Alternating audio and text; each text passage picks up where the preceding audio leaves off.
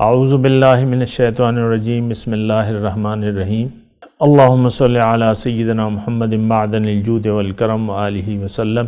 سامعین و ناظرین اکرام، السلام علیکم ورحمۃ اللہ وبرکاتہ۔ آج کا موضوع یہ ہے کہ انسان سے خطا کیسے ممکن ہے۔ دیکھیں، انسان سے خطا ہو سکتی ہے، میں نے ابھی بتایا آپ کو۔ انسان کمزور ہے، ان الانسان خلق حلوعا، اللہ تعالیٰ فرماتا ہے کہ میں نے انسان کو کمزور پیدا کیا ہے۔ لیکن بات یہ ہے، اس میں سوال میں یہ بھی ہے کہ اللہ کی یاد اصل میں ہمارے جو ذہن میں ہے وہ اللہ تعالیٰ کی یاد کا معنی محدود ہے۔ تو ہم کہتے ہیں کہ تسبیح میں وہ ذکر کرتا رہے یا ایسی تسبیحات پڑھتا رہے، تو نہیں، یہ ذکر کا معنی حقیقی نہیں ہے۔ دیکھیں، ذکر کا معنی اصل میں یہ ہے کہ آپ اپنے خالق، اپنے مولا کو یاد کر لیں، محسوس کریں اسے۔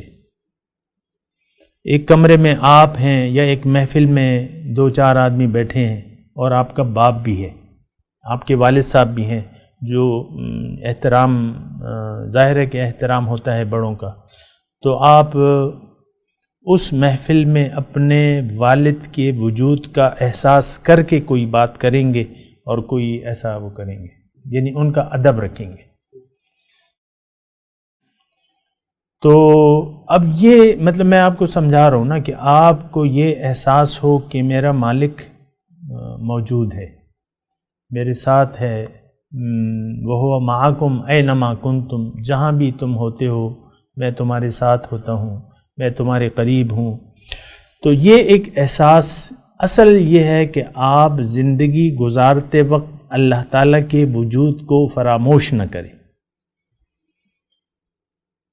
ذکر اصل میں یہ ہے کہ آپ جب زندگی گزار رہے ہیں تو کسی بھی وقت آپ اللہ تعالیٰ کے وجود کو فراموش نہ کریں۔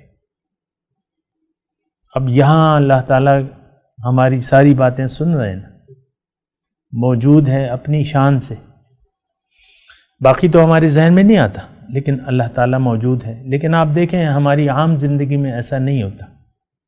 اللہ کے وجود کا احساس، دوستوں کی محفل ہے، قہقہے ہو رہے ہیں اور بس کھابے چل رہے ہیں، قہقہے ہو رہے ہیں۔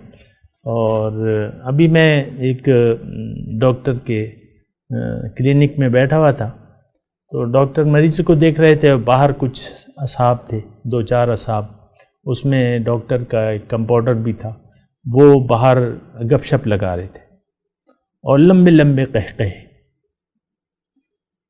یعنی کوئی بات انسان کرتا ہے نا، محفل میں ایسا کرتا ہے نا، مشغول ہو جاتا ہے، گپ شپ ہوتی ہے اور پھر اس میں ایک بات پیک پوائنٹ آتا ہے تو سب قہقہے مار کے جو ہے اونچی اونچی آواز میں، تو وہ ایسے ہو رہے تھے۔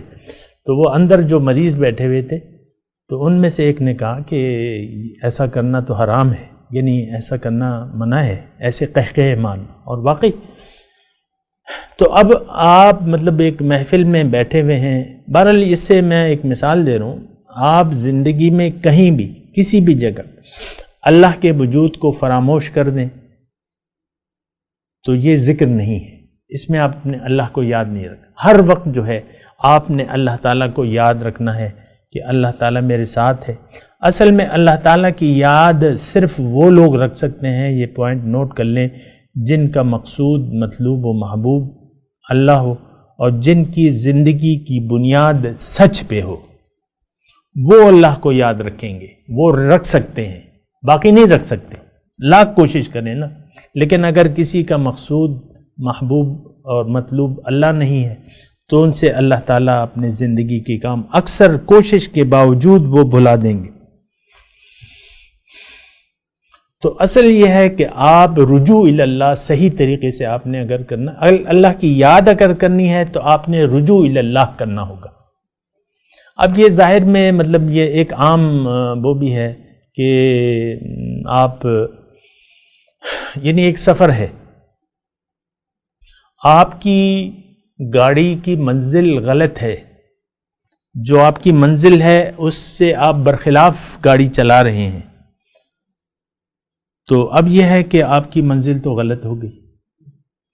اب وہ منزل اب ڈپینڈ ہے کہ آپ نے وہ منزل قصدن بھلا دی ہے، ارادتاً بھلا دی ہے، یا آپ سے بھول گئی ہے. دو باتیں. یہ نماز میں بھی ایسا ہوتا ہے. قصدن آپ ایک غلطی کر لیں تو نماز ٹوٹ جاتی ہے، اور غیر ارادی طور پہ اگر ہو جاتا ہے تو سجدہ سہو سے نماز ہو جاتی ہے. ایسا اکثر ہوتا ہے. قصدن آپ کر لیں تو اسی طرح زندگی گزارتے ہوئے اگر ہم نے قصدن عمدن اپنا رخ اللہ تعالیٰ سے پھیر لیا، اب جو ذکر الہی ہے وہ آپ سے ہو نہیں سکے گا. آپ کے ذہن اور اس میں اللہ آ نہیں سکتا، کیونکہ آپ نے رخ چینج کر لیا ہے. اللہ آپ کی منزل نہیں ہے، دنیا آپ کی منزل ہے. تو جب دنیا آپ کی منزل بن گئی، یاد الہی سے اب آپ کا دل غافل ہوگا. یہ قرآن کی آیات کا میں ترجمہ کروں آپ کو. یاد الہی سے اب آپ کا دل حاضر نہیں ہو سکتا. بلکہ ایک شعر مجھے یاد آ گیا، ہمارے شیخ نے اگر کسی کو دیکھا ہو، وہ فریم میں لگایا ہوا تھا انہوں نے، کہ حضور قلب اگر حاصل نہیں تجھ کو تو تعجب کیا. حضور قلب جانتے؟ پہلے شعر سن لیں پھر تھوڑی سی اس کی بات کریں. حضور قلب اگر حاصل نہیں تجھ کو تو تعجب کیا، خدا جب دل سے غائب تو دل حاضر نہیں ہوتا. خدا جب دل سے غائب تو دل حاضر نہیں ہوتا. تو یہ وہی بات ہے میں جو آپ کو کہہ رہا ہوں کہ اگر آپ کا قصدن عمدن آپ اپنا رخ اللہ کی طرف پھیرنے کے لیے تیار نہیں ہے، اب دل حاضر نہیں ہوگا. حضوری کی کیفیت آپ کو اسی وقت حاصل ہوگی کہ جب آپ کا پورا ارادہ اور یقین کے ساتھ آپ اللہ کو اپنی منزل بنا لیں. اب دل آپ کا حضوری کی کیفیت میں آنا شروع ہو جائے گا. جتنی آپ کوشش کرتے رہیں گے وہ اندھیرے جاتے رہیں گے اور نور جو ہے وہ آتا رہے گا. آپ روشنی کے دائرے میں جاتے رہیں گے آگے سے آگے. تو بہرحال انسان یہ جو خطا ہے یہ نہیں ہونی چاہیے. جتنا آپ اپنا سفر شروع کریں گے تو اتنا آپ نور کے دائرے میں جاتے رہیں گے اور خطا کا امکان کم سے کم تر ہوتا چلا جائے گا. اور اگر ایسا نہ ہو، آپ کا رخ اللہ کی طرف نہ ہو، تو آپ اللہ تعالیٰ کو یعنی اس سوال میں یہ بھی ہے کہ انسان ظاہر کے دھوکے میں کیسے آ جاتا ہے نا. تو اگر آپ کی منزل اللہ نہ ہو تو آپ پھر ظاہر کے دھوکے میں آئیں گے، کیونکہ یا تو حق ہے یا باطل ہے. حق سے آپ نے اپنا رخ پھیر لیا، اللہ سے یعنی اللہ تعالیٰ کی یاد سے آپ نے کنارہ کشی اختیار کر لی. دنیا کی یاد سے آپ کا دل آپ دنیا اپنے دل میں رکھنی چاہیے اور اس کی اہمیت ہو آپ کی نظر میں، ہاتھ میں نہیں دل میں اہمیت ہو دنیا کی ظاہر کی. تو اب یہ ہے کہ آپ ظاہر کا دھوکہ آپ کو لگتا رہے گا. تو اصل جو گناہ سے بچنے کا یا خطا سے بچنے کا اصل یہ ہے کہ آپ اپنی زندگی کی بنیاد سچ کو بنا لیں. زندگی کی بنیاد سچ کو بنا لیں کہ میں نے ان صلاتی و نسکی و محیای و مماتی للہ رب العالمین، کہ میرا سب کچھ اب اللہ کے لیے ہے، اس کا کوئی شریک نہیں. اور اللہ کے حضور لبیک کا نعرہ بلند کریں.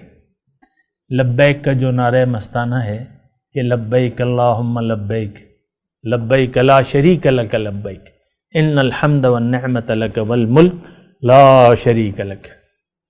کوئی اگر یہاں بھی حج کرنا چاہتا ہے تو وہ یہاں بھی حج ہو سکتا ہے اس کا. ایک دل والے کے پاس یہ کلمہ آپ بلند کر لیں، صاحب دل کے پاس جا کے لبیک کا نعرہ بلند کر لیں تو وہ کام آپ کا ہو جائے گا، ادھر ہی ہو جائے گا. تو بہرحال آخر دعوانا ان الحمدللہ رب العالمین. مولایا صلی وسلم دائما ابدا على حبیبک خیر الخلق کلہم.